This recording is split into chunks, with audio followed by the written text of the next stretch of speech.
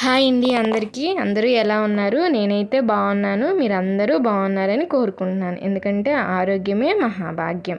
నేను ఈరోజు without oil veg dum biryani చేసి చూపిస్తున్నాను. చూసారు కదండి, ఇలా కూరగాయలు కోసుకొని పాట్లో ఓన్లీ వాటర్ అండి, వితౌట్ ఆయిల్, ఒక్క చుక్క కూడా ఆయిల్ లేకుండా ఇలా వాటర్ని మరగబెట్టుకోవడానికి రెడీ చేసుకుంటున్నాను.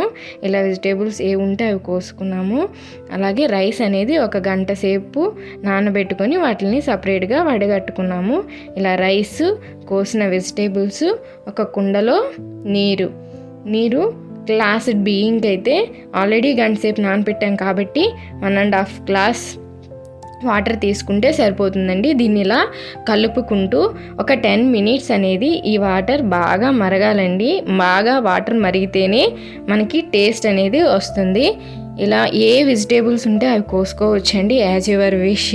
ఈ మధ్య కాలంలో హెల్త్ ఇష్యూస్కి ఆయిల్ అనేది మెయిన్ రీజన్ అవుతుందండి. కాబట్టి మనకి చేతనైనంతలో ఆయిల్ని తగ్గించుకోవడానికి ట్రై చేయాలి. పిల్లలకి కానీ ముసలి వాళ్ళకి కానీ ఇలా డైజెషన్ ప్రాబ్లమ్స్ రాకుండా ఎవరికైనా సరే వితౌట్ ఆయిల్ అప్పుడప్పుడు అయినా ట్రై చేయండి. చూసారు కదా, ఇలా వాటర్ అనేది చాలా బాగా మరగాలండి. ఇది ఒక 10 మినిట్స్ అనేది వాటర్ బాగా మరుగుతున్న తర్వాత మనం ఆల్రెడీ ముందు కోసి పెట్టుకున్నాం కదండి వెజిటేబుల్స్, వీటిని దీంట్లో వేసేయాలండి. నేను ఆల్రెడీ ఒక 3-4 గంటలు బఠానీస్ నానబెట్టేసుకున్నాను. తర్వాత క్యారెట్స్, జీడిపప్పు, క్యాప్సికమ్ము, పచ్చిమిర్చిని దంచుకున్నాను. యాజ్ యూజువల్గా బిర్యానీలోకి వేసుకునే మన బిర్యానీ సామాన్లన్నీ వేసుకోవాలండి. వీటిలన్నిటినీ కూడా ఈ 10 నిమిషాల పాటు మరిగిన వాటర్లో వేసేసేయాలి. వేసి ఒకసారి కలుపుకోవాలండి బాగా. ఎందుకంటే దీని తాలూకా ఫ్లేవర్స్ అన్నీ కూడా మన వాటర్కి పట్టాలి. వాటర్కి ఎప్పుడైతే ఈ ఫ్లేవర్స్ అన్నీ యాడ్ అవుతాయో అప్పుడు బిర్యానీ టేస్ట్ బాగుంటుందండి.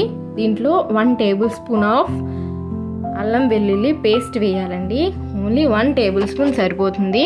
దీంట్లో ఇప్పటి వరకు మనం యూస్ చేసినవి ఏమీ పెద్దగా ఏం లేవండి.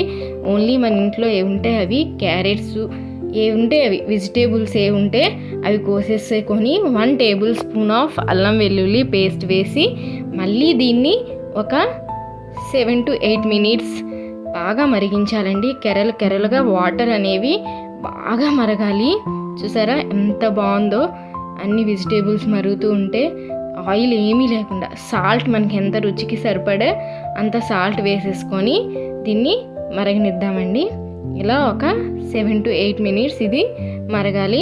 ఆల్రెడీ మనం ముందుగా రెడీ చేసి పెట్టుకున్నాం కదండి 1 అవర్ నానబెట్టిన రైస్ని.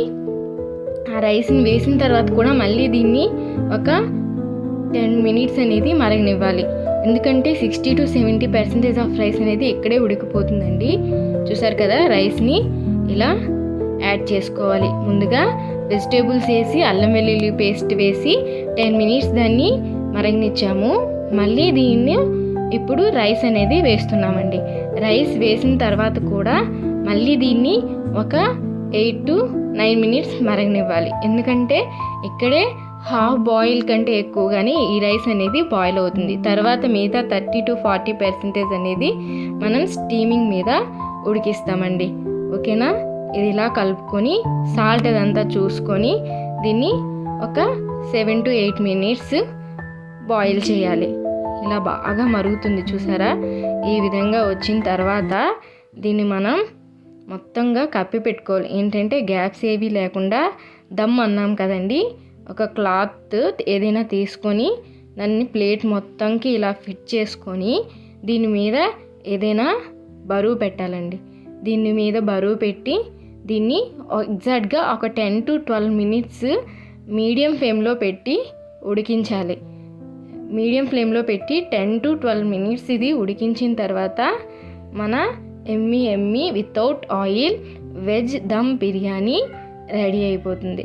చూసారా అండి, ఈ విధంగా వెజ్ దమ్ బిర్యానీ చాలా బాగా అయితే రెడీ అయ్యింది.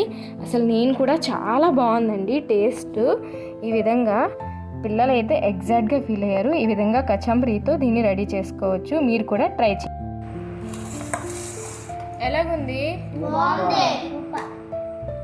బాగా వచ్చిందా?